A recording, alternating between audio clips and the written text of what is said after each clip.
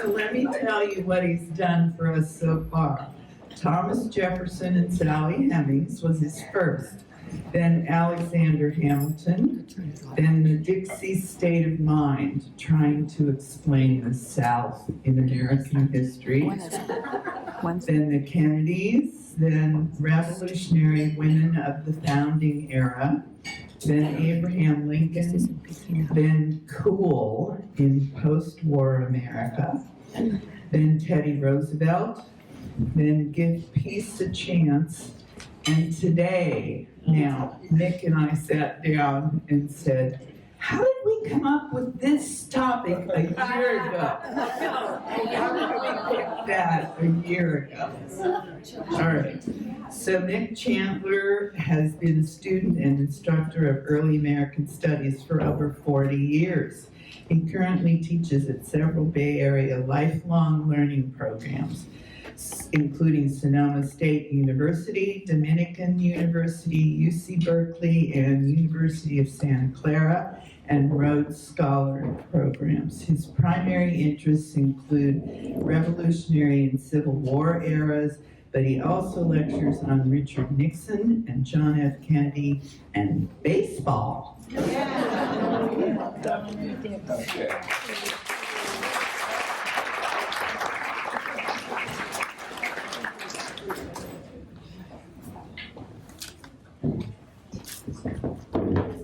Oh, thank you.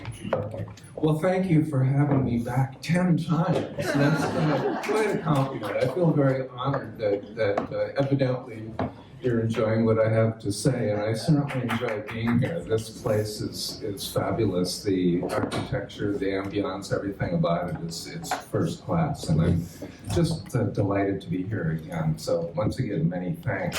As Barb said, we had no idea when we came up with this topic that it would be so timely, but it's a term now that is in the news practically on a daily basis because of the change in administrations that we didn't realize was in the cards when we developed the topic.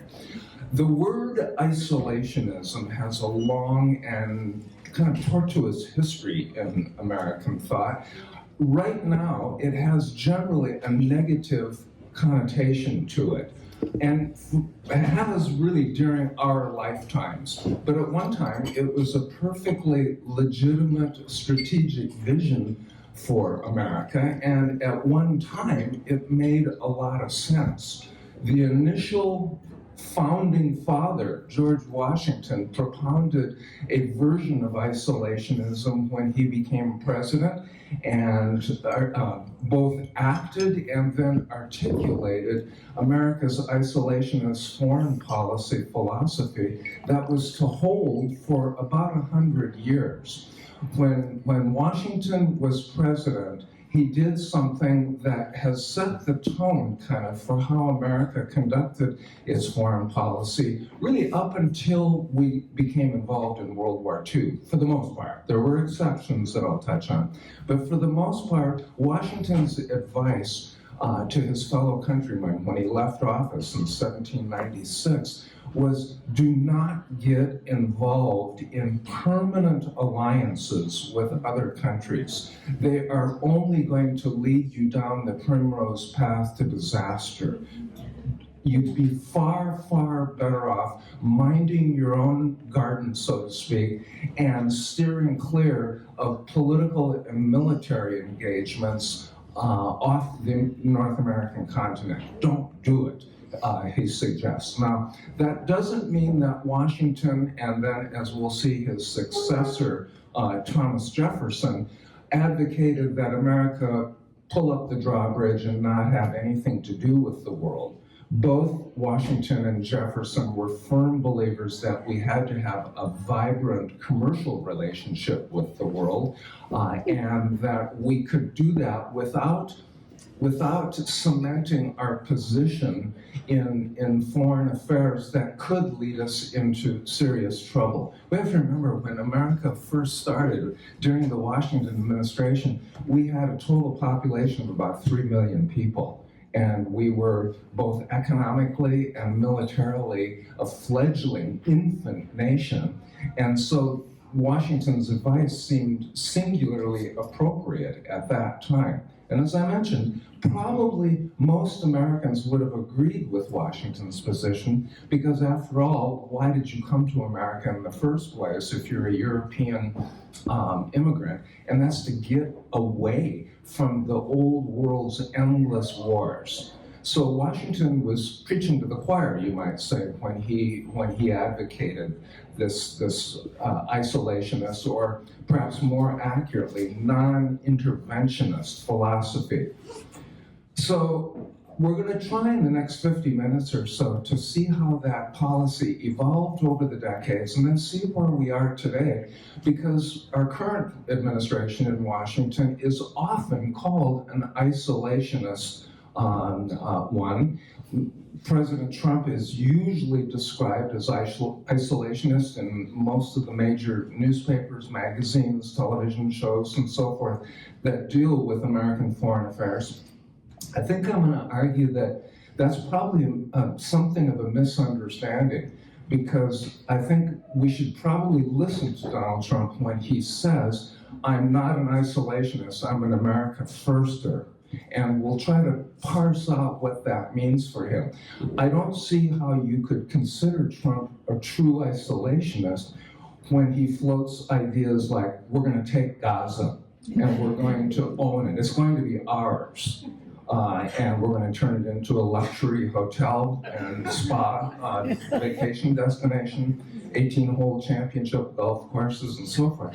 Well, that's not going to happen without a lot of boots on the ground. I don't think you're going to move out 2 million people that are going to be happy campers about leaving their homeland. So that would involve a lot of engagement, military engagement. I don't see how this could happen peacefully. And yet he has stuck to this position. So that's not really an isolationist position. I think George Washington and his successor, Jefferson, would have said, Gaza, first of all, where is it? And secondly, what does it have to do with our interests? Both Washington and Jefferson were America firsters in a manner of speaking. The term didn't exist really until the 1930s, I don't believe. But it was Jefferson's position, as he follows up on Washington's farewell address, in which Washington called for no permanent alliances. When Jefferson takes office, he propounds this foreign policy philosophy: peace, commerce, and honest friendships with all nations, entangling alliances with none. And it's worthwhile noting, I think, that we had one alliance, formal treaty alliance with a foreign power in American history before World War II. One in 150 years of history. And that was the treaty we signed with France during the Revolutionary War, when we badly needed help to throw off the English yoke.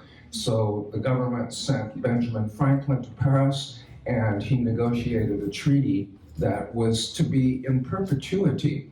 It was to last forever.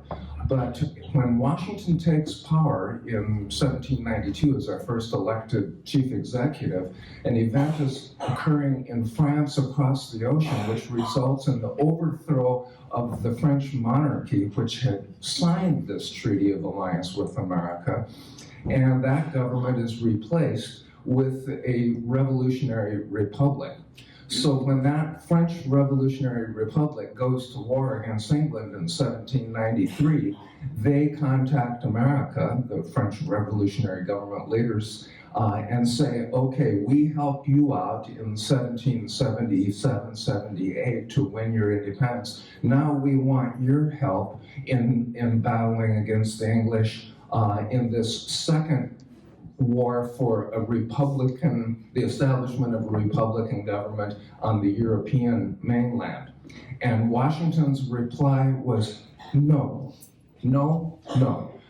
The treaty we signed was with the French monarchy. It wasn't with this revolutionary government you have installed in Paris. So the treaty no longer is valid. We're not in business with you. And the French, needless to say, were pretty miffed. But it was Washington's position that we had no business getting involved in what was really to be a world war that was going to last for 20 years between France and her allies and England and her allies. And Washington was absolutely right.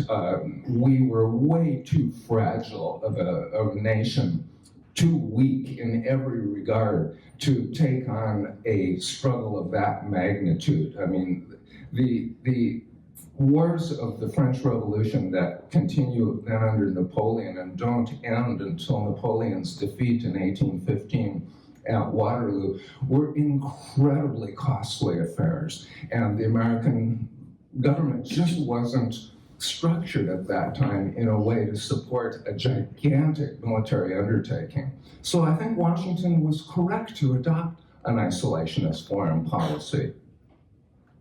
No, what's going on here? There we go.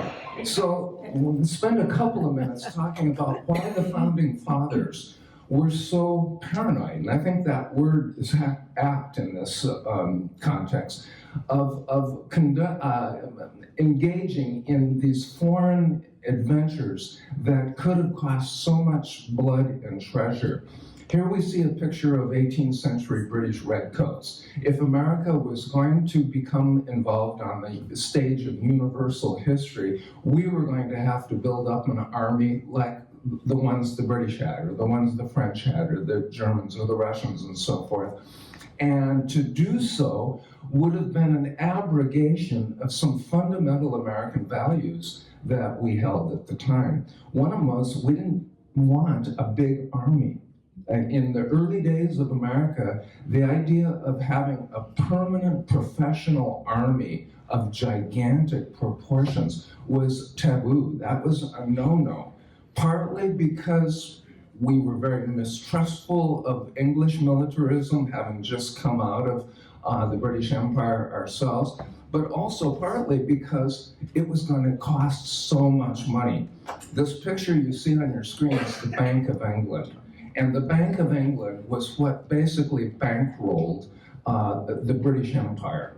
You could not have a military strike force that the 18th and 19th century British Empire had without a huge financial infrastructure behind it. That didn't exist in America. Moreover, Americans didn't want it at that time.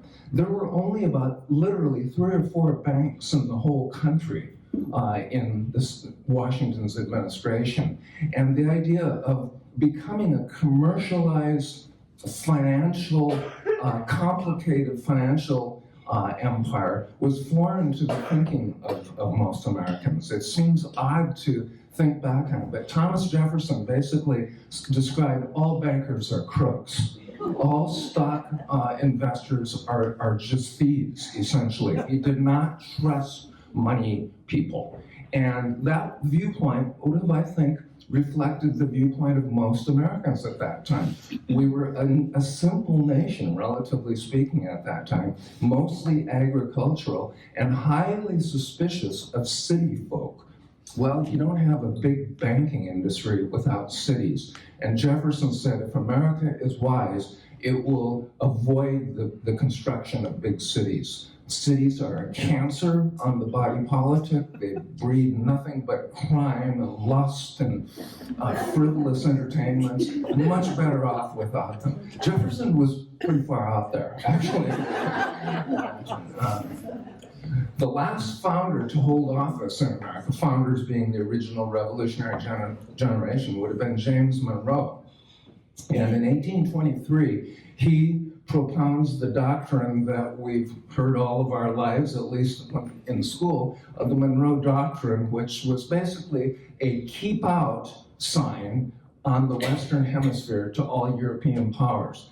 Don't come here and establish new colonies. The Western Hemisphere is our sphere of influence. You're not wanted here, you're not welcome here. Monroe, and really the person who designed this doctrine was his Secretary of State, a man named John Quincy Adams, the son of John Adams, our second president.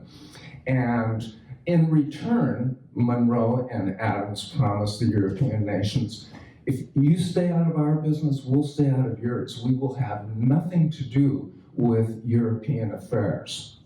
And that's, again, seemed like a reasonable, logical thing to do, given our relative weakness and the fact that we had, in a sense, bigger fish to fry than going off on wild goose chases and getting caught up in European wars of aggression.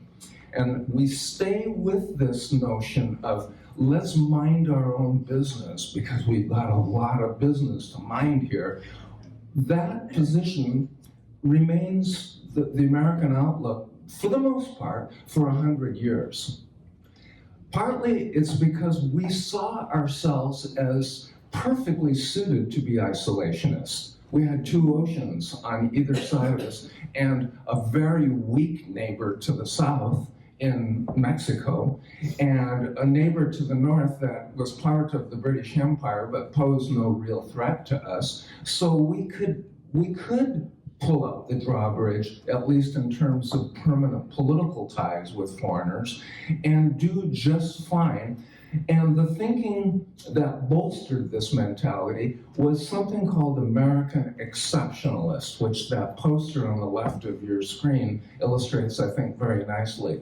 A shining city upon a hill. Does anybody remember who the last president who made this his mantra practically? Ronald Reagan. Exactly. Ronald Reagan quoted that a number of times in his public pronouncements on American foreign policy, and he's quoting the first Puritans who landed here in the 17th century, who said, we are going to create a different kind of society here in America. We're not going to replicate the poverty-stricken ways of the old world in which a handful of aristocrats run roughshod over the rest of the population, which lives in abject misery. Mankind, for the first time in history, the Puritans thought, and I think that idea has reverberated down through the ages to Ronald Reagan and beyond, mankind, for the first time in human history,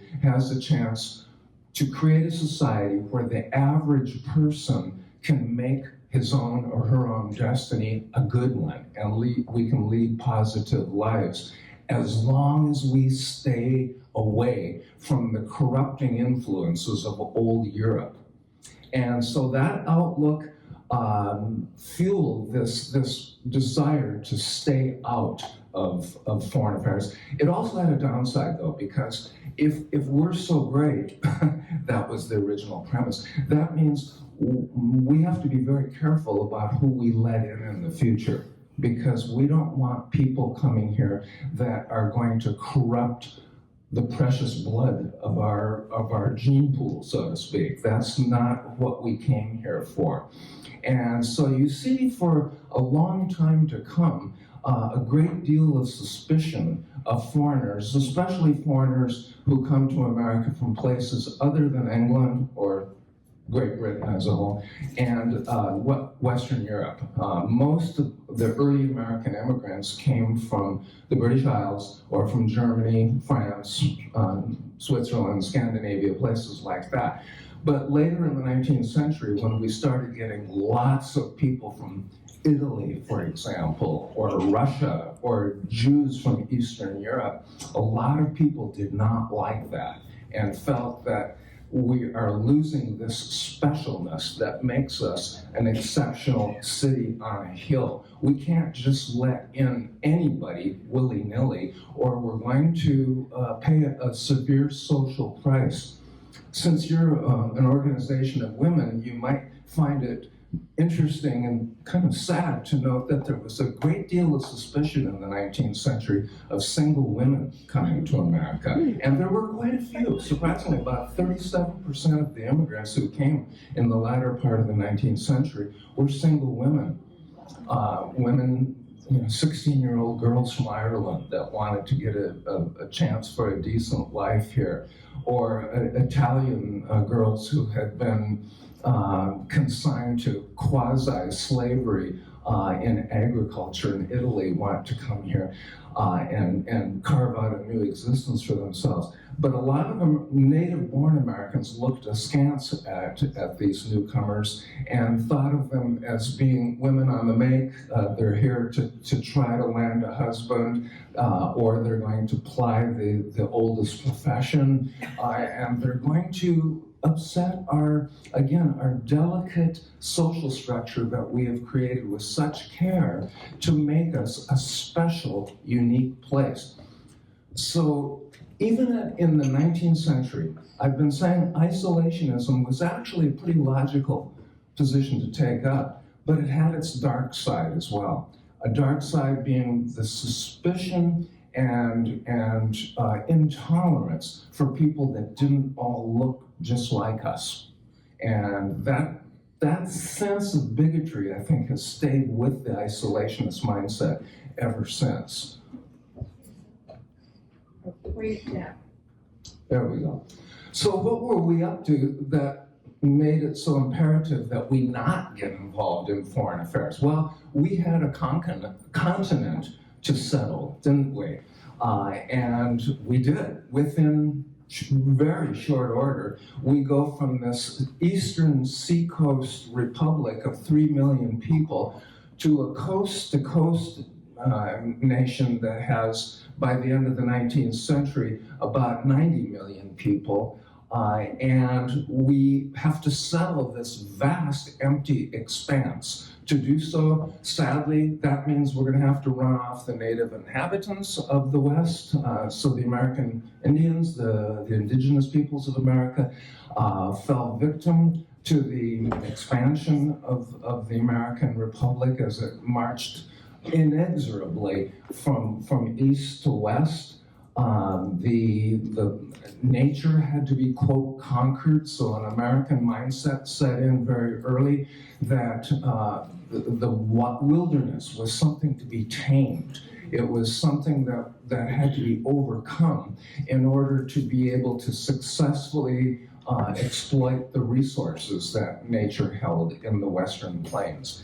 And so step by step, starting with the area in blue on the map, which was our original territory, we double in size under Jefferson's administration when he buys from France this vast territory called Louisiana, which stretches all the way from present-day Louisiana up to the Canadian border. He buys that's 15 million acres, I believe, was the total amount of land that was purchased there.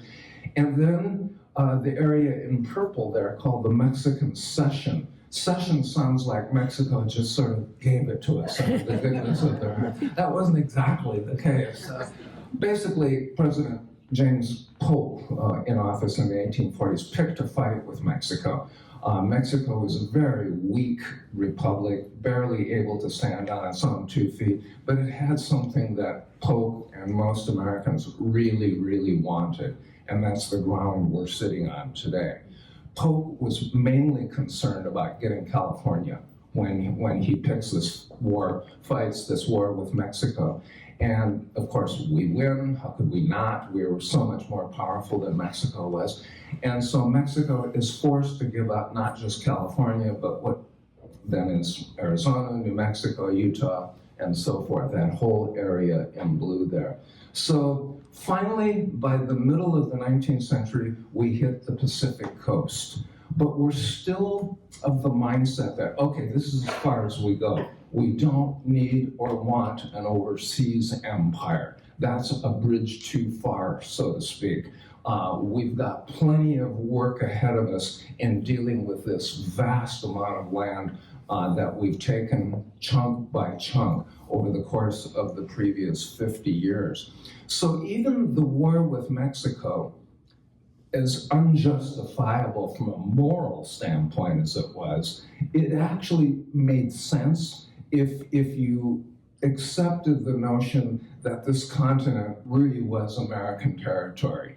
And you either kind of, as the old saying goes, lead, follow, or get the hell out of the way. And the Mexicans and the Indians just had to get out of the way because we weren't stopping for anything during the 19th century.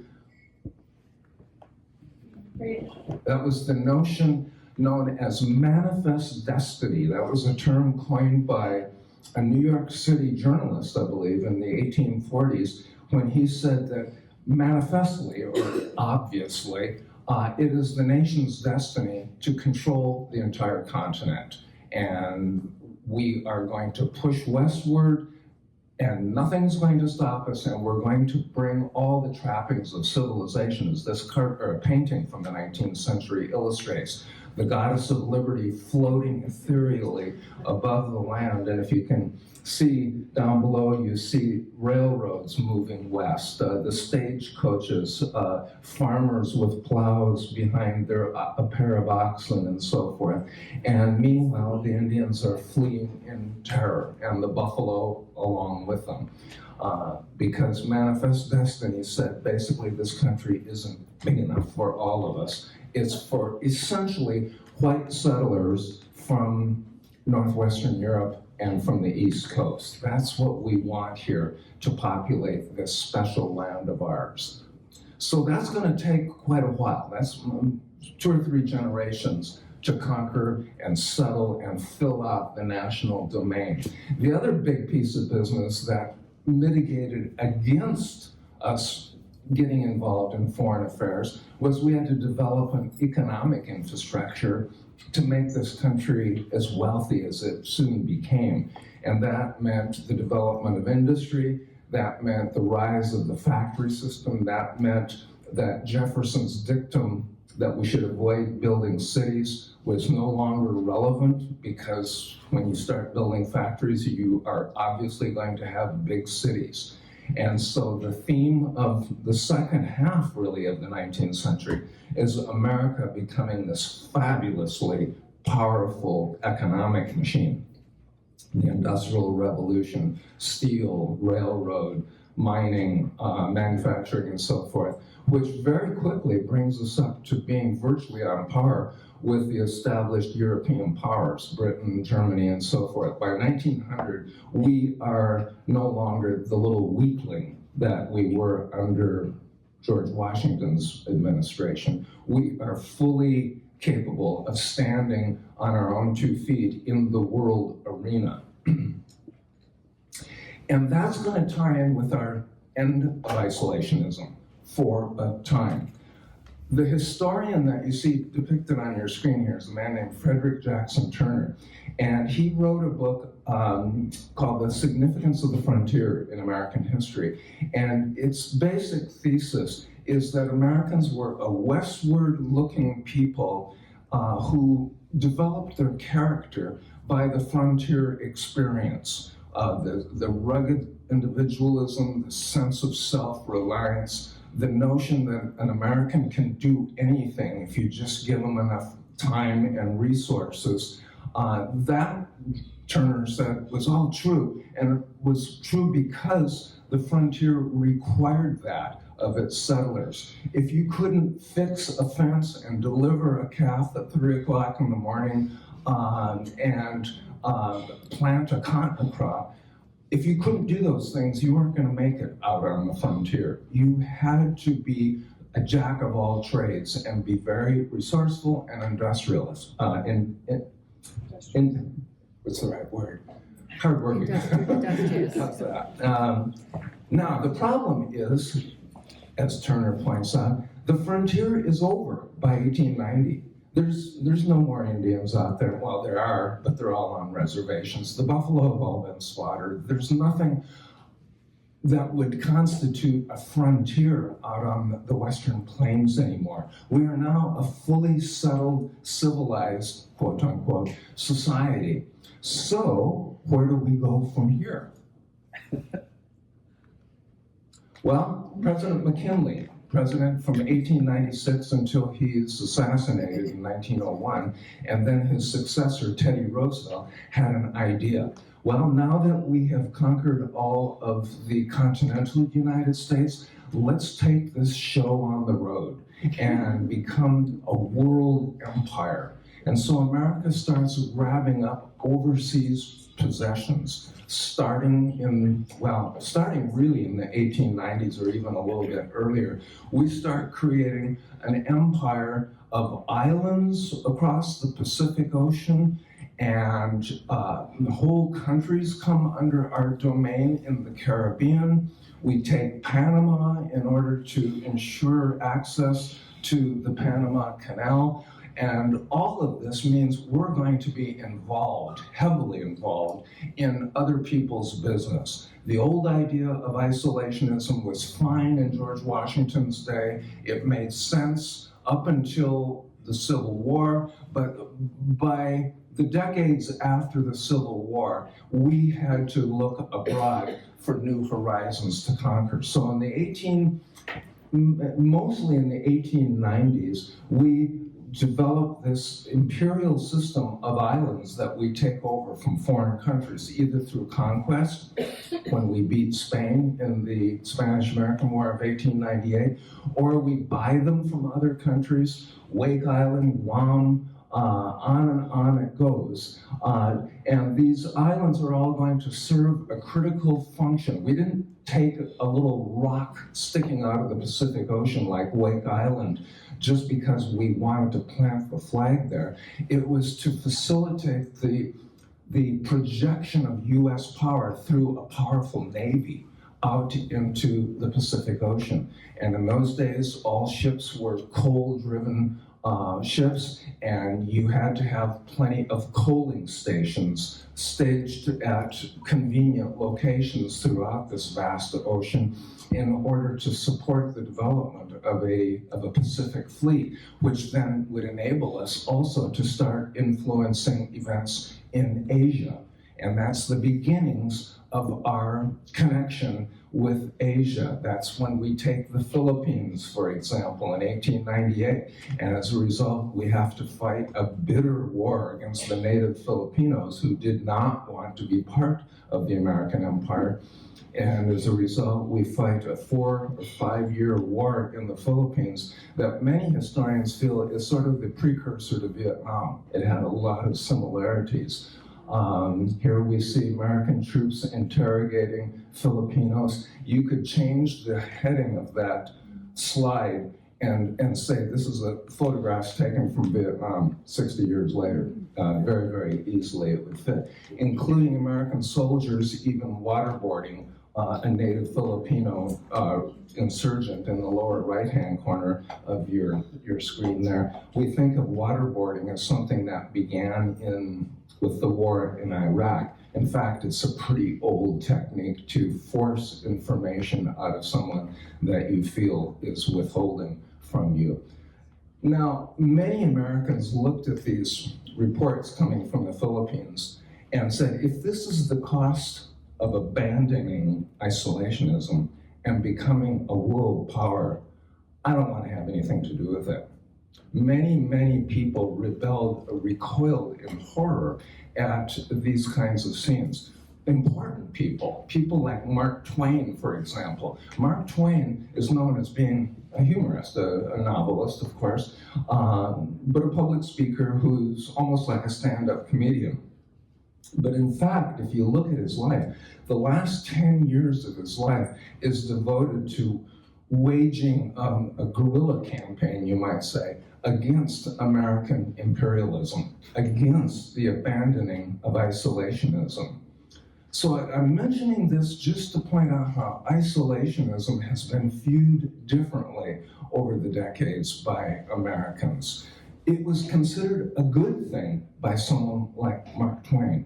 Nowadays, I think we consider it to be a very short-sighted policy and one that's not going to enhance our national security as some people imagine it will. But it's gone through a long and winding road before we have arrived at where we are today. Isolationism reaches its high point in the aftermath of World War I. Woodrow Wilson was the president in 1917 when America goes into the Great War, as it was called at the time, and the experience was so shocking for Americans, so awful, that most Americans came out of World War I saying basically, never again. All this talk about going to Europe to bring democracy to the benighted nations of the old world, that was Woodrow Wilson's pitch in order to gain political support for the war in Congress. That was, in many, many people's opinions, that was just pure blarney. There was no validity to that notion. We had no business trying to transplant democracy to people that apparently weren't interested in democracy. That's a refrain that you're going to hear all the way down into our lifetime, including Vietnam. I mean, supposedly we went to Vietnam to defend the rights of the South Vietnamese people to live a, quote, free life under a democratic regime. The problem with that theory was the Vietnamese people had zero understanding or interest in democracy of a Western style. I mean, they were in an entirely different geographic, cultural mindset that mitigated against trying to export democracy. George Bush tries to bring democracy and freedom to the Middle East, and look how well that worked out. You know, it just isn't as easy as it sounds to transport these Western-centered values to countries that have no mindset to embrace our principles.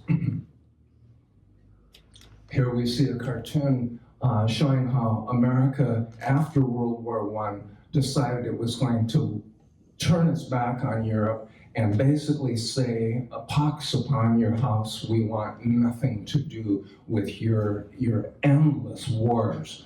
Keep them. We don't want to be a part of it anymore. And the United States Senate, depicted there as a Brutus figure on the right, having just slain the peace treaty, depicted as a woman at the bottom of the drawing there.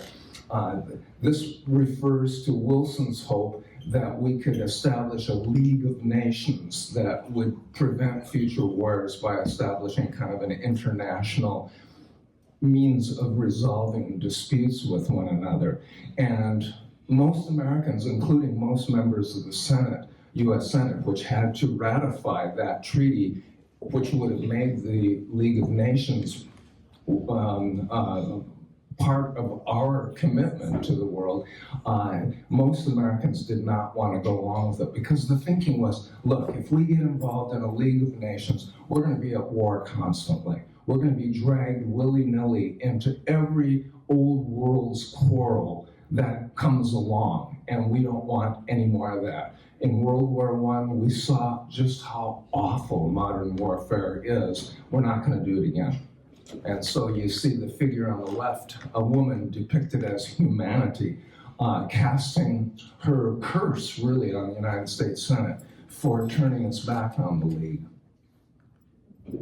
So during the 1920s and 30s, Americans from Congress, presidents, pundits in the press, on down to your average man in the street or your average farmer, wanted to turn its back on Europe. I have a kind of a personal anecdote that ties in with this slide of the isolationism of the 20s and 30s. My grandfather was a Norwegian immigrant who started a little farm in southern Minnesota, which is where I grew up. And he just had absolutely no interest in America getting involved in European affairs. And he passed his values on to my father, and my father was an ardent isolationist as a result of his father's influence on him, whereas my mother was a Spitfire. She thought when Hitler and Mussolini and the Japanese were all embarking on their campaigns of aggression in the 1930s, that we should be getting into the fray ourselves and fighting for democracy and freedom overseas. I imagine it made for some rather hair-raising moments. That was before I was born, but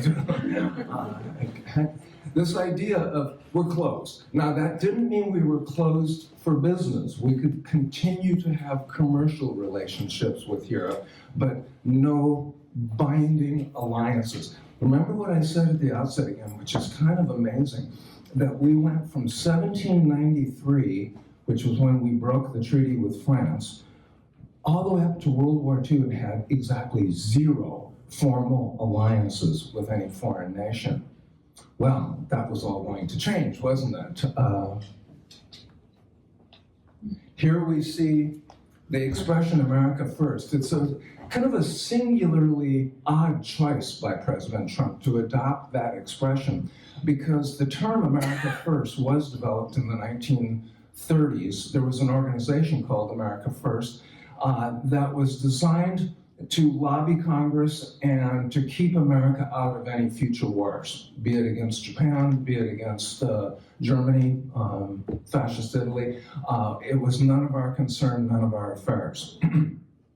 And this organization was enormously powerful, so much so that it hamstrung President Roosevelt's desire to prepare us for war. Roosevelt knew that what these people were talking about was nonsense, that sooner or later we were going to have to get into it against the fascist and militaristic powers of the world, because he understood we can't just let the entire civilized world go down the drain underneath the heel of these dictators like Hitler and Mussolini and so forth, because sooner or later they'll come for us, and then we'll be alone. No, far better, Roosevelt thought, to be a part of a grand alliance that could take on the Hitlers of the world and maintain our security in tandem with other democratic powers of the West. But that idea did not fly in the 1930s. Most Americans would have been far more sympathetic to the views of this figure in the upper right-hand corner of your screen. That's Charles Lindbergh, the man who first flew the Atlantic and became a national hero and a celebrity, really, at a time when celebrity status was really first just getting its real power in the American psyche because of new communications devices like movies and newsreels at the movies and so forth. And it was Lindbergh, who was one of the prominent speakers of the America First movement, that fulminated constantly against Roosevelt's plan to try to get us into the war against Nazi Germany. Now, you can understand why millions of Americans, like my grandfather, did not want to get into another war. That's totally, I get it. Who wants to send your son or your brother or your husband off to die in some ditch in France or someplace that you've never heard of? But the problem is, was it avoidable? And that seemed to be, the answer seemed to be clearly no. Before leaving the screen, too, I want to point out another foible of the isolationist mindset. And that is usually, not always, I want to stress, not always, but usually isolationism is tied, linked very closely with racial bigotry and anti-Semitism. Lindbergh was a terrific anti-Semite. He blamed the Jews for starting World War II. He basically felt that without them, there would have been no war of aggression by Hitler. He completely misread. I don't know if misread is the right word even, but he saw it so completely differently than any subsequent sober-minded observer of the scene would conclude. And when World War II breaks out in September of 1939, he writes in his diary, and you can read it, his diaries are in any library. He writes that night, he said, well, they've done it. The Jews have started World War II. Amazing, isn't it? That was the isolationist mindset in the 30s. And that's why the word isolationism today generally is almost like a dirty word, because it was tainted so badly by these really negative thinking people of the 1930s. Well, all that isolationist talk went away with Pearl Harbor. When we were struck by the Japanese on December 7th, the America First organization went out of business, formally disbanded 4 days later. And most Americans, the vast majority of Americans, either got on board with the war effort, or if they were opposed to it, they generally tended to keep their mouths shut and not publicly voice any displeasure for the war. And I would say that was the death knell of isolationism up until you could see little resurfacings of isolationism in the wake of the Vietnam War, when so many Americans were so thoroughly disgusted with our behavior in Vietnam and the fact that it didn't work. I think that was probably what alienated most Americans more than the war crimes that we committed there, was if it had been successful, maybe Americans could have swallowed it and said, okay, we don't like how the sausage is made, but at least we accomplished something. As it turned out, not only did we not like what we were doing there, but we failed. And so a lot of Americans were turned off by that to the extent that they kind of resuscitate isolationism for a while, I think. Now, after World War II, America decides we can't withdraw from the world stage. Yes, we whipped Hitler, we whipped the Japanese, we defeated Mussolini and so forth, but now we've got communism to worry about immediately. I mean, we go straight from World War II to the Cold War with nary a heartbeat in between. And under Truman, who replaces FDR in 1945, we take on the role of world cop, basically. We have to fight against communist aggression wherever it shows its ugly face. And so America becomes, in effect, the globo-cop, the world policeman, and it's going to result now in more and more intervention and an increasing denigration of the whole concept of isolationism. So in my lifetime, your lifetime, we fight 5 significant wars. That's a lot. From Korea to Vietnam to the Kuwait, the first war, Desert Storm, 1988, then the second Iraq war, the Afghan war, and most of these wars, what do all these conflicts have in common? Well, somebody said oil. There's something to be said for that. What strikes me as being most obvious, none of these really work. None of them are really very satisfying. The best you could say we got out of any of them was a tie in Korea to keep the South Koreans free, and that's a good thing. But certainly we all know how Vietnam ended. The 2 Gulf Wars did not bring peace to the region. The Afghan war turns out to be this 20-year nightmare that accomplishes nothing and results in an extreme disruption of the world. And so many Americans start to, again, think, maybe these isolationists weren't all that far off base. If this is what engagement looks like, give me peace, give me isolation, which I think is a big part of Trump's appeal.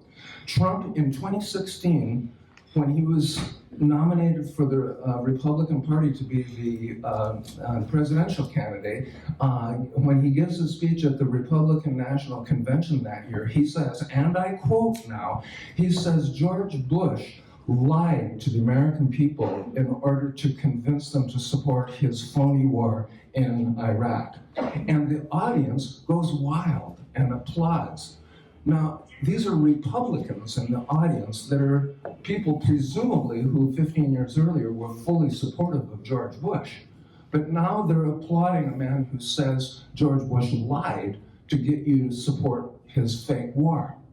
But he was tapping into something that not just Republicans were feeling. I think a lot of people on the left, in the middle, people, ordinary folks like you and I, were starting to think, this isn't working. I mean, to be continually at war in places that hardly anyone can even find on the map is just not a good way to run the American empire. We've got to ratchet back. But how do you do that without destroying this alliance system that we've carefully put together over a period of 80 years that has kept the peace in a very broad sense? Now, that doesn't sound very peaceful, I'll admit, but we've had no world wars in our lifetime, have we? And that's not a small thing. And the reason I would submit to you that we haven't had any world wars is because we did not take the isolationist path. We took the interventionist path. We did what George Washington says never do. Washington said, do not form permanent alliances with other countries. Well, what is NATO? But a permanent, at least until last week, a permanent alliance of America and the nations of Europe to resist initially Soviet expansionism, and then now, presumably, to hem in Putin's Russia, although that seems to be up for grabs too, doesn't it? We're in a period of re-evaluation of what American foreign policy is all about. And it looks like we're moving back in the direction of America first. And that we are going to pull up the drawbridge, so to speak, and not be a part of permanent alliances, at least for the foreseeable future. Now, here we see some of the architects, both past and present, of a truly isolationist foreign policy. The figure in the center of your screen is a man named Robert Taft. He was a very prominent senator from Ohio, and he was called Mr. Republican. He was the ultimate conservative of his day, and he was completely aghast at America's involvement in NATO and in all these foreign adventures. On the lower left of your screen, you see Rand Paul. He's the son of the Senator Ron Paul, another prominent isolationist. Josh Hawley, another Republican in the lower right-hand portion of your screen, all calling for a major reassessment of America's obligations overseas. But I don't want you to think that this is just a Republican phenomenon. If you go on Wikipedia and you look up the word American isolationism and you look at the end of the article, they have a list of prominent Americans who espouse an isolationist philosophy, and they're not all Republicans. One is Tulsi Gabbard, who is now a Republican apparently, but she was considered a progressive Democrat. In 2016, she ran against for the Democratic nomination for president in 2020. Obviously didn't succeed, but they also have Bernie Sanders on that list. Because Bernie is also tired of what has been termed the forever wars, the wars that just never stop, like Afghanistan is a case in point. So we've come to realize that, and we've come not just to realize, but to grow sick and tired of these wars that just seem to go nowhere and result in plowing more and more money into these foreign projects that never seem to pay off in any way.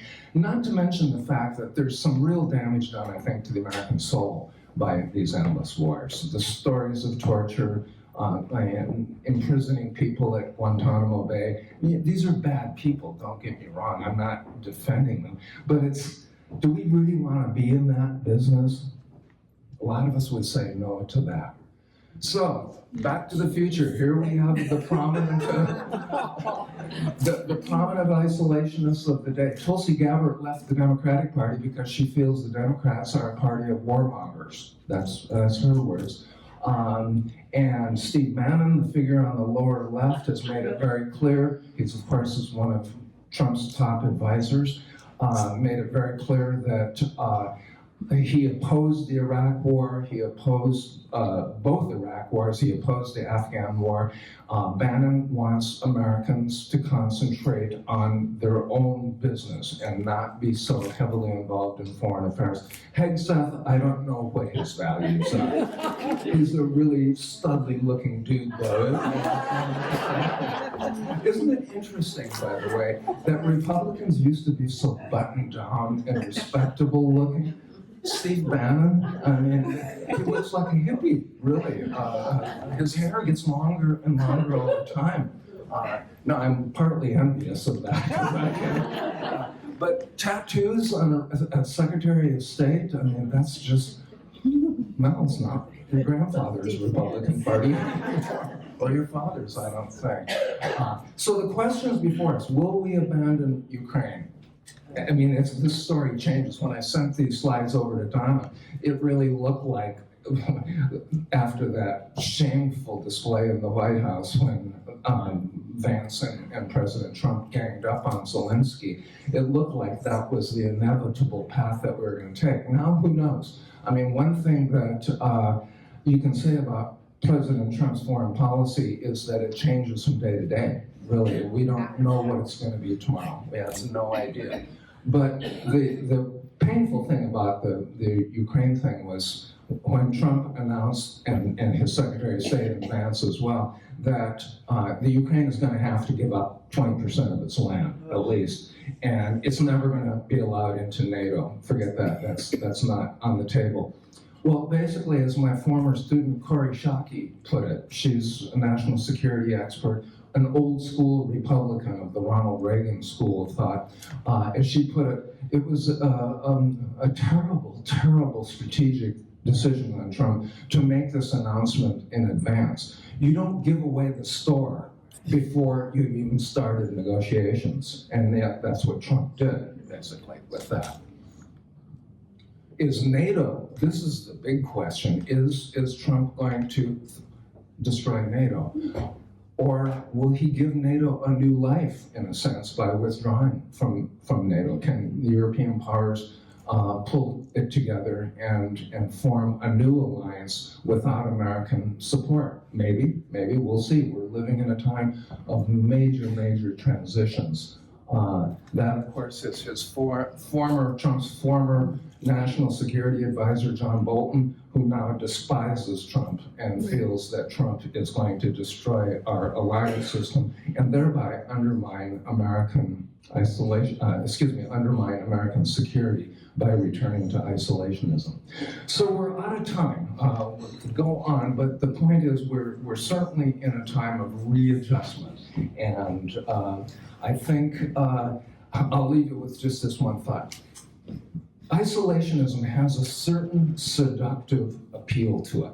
Who doesn't want to say farewell to wars? Who doesn't want to think, do we really have to continue to spend $850 billion a year on national defense? Who wouldn't want to put the past behind us when we don't have to look at our young men being shipped home in body boxes or coffins? Of course, we would all want that, but don't fall for the easy solutions that somehow we can just turn our back on the world. It's too complex of a place out there. Too many thises and that's for the world's major power to simply say, we're out. Can't do it. Okay, thank you, everyone.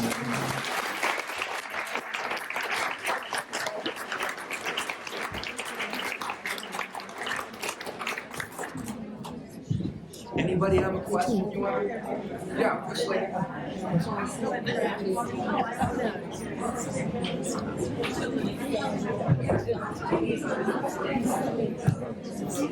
I can understand conservatives being against the endless wars, if that's isolationism. But why are they so against the soft power of U.S. aid? Okay, her question was, she says, I can understand conservatives opposing the endless military engagements overseas, but why would you want to oppose U.S. aid to foreign countries? The U.S. aid service came into being under President Kennedy, and he understood the concept of soft power. We can win adherence to the American side in the Cold War by helping these people with health care and food distribution in times of famine and so forth. And that seemed to be a generally accepted position until fairly recently. But I think it fell afoul of Trump's war on political correctness, because some of the U.S. aid endeavors went to support things like birth control in Africa. Well, if you're J.D. Vance, you don't want African women to be practicing birth control, do you?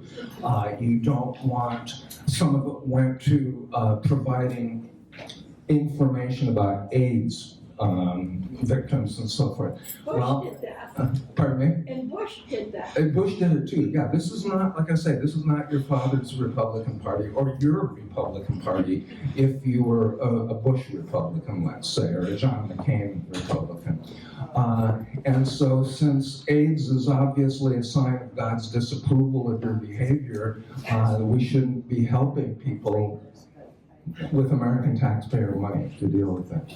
Okay, one more question before we wrap it? Okay, well, thank you so much, everyone. I really enjoyed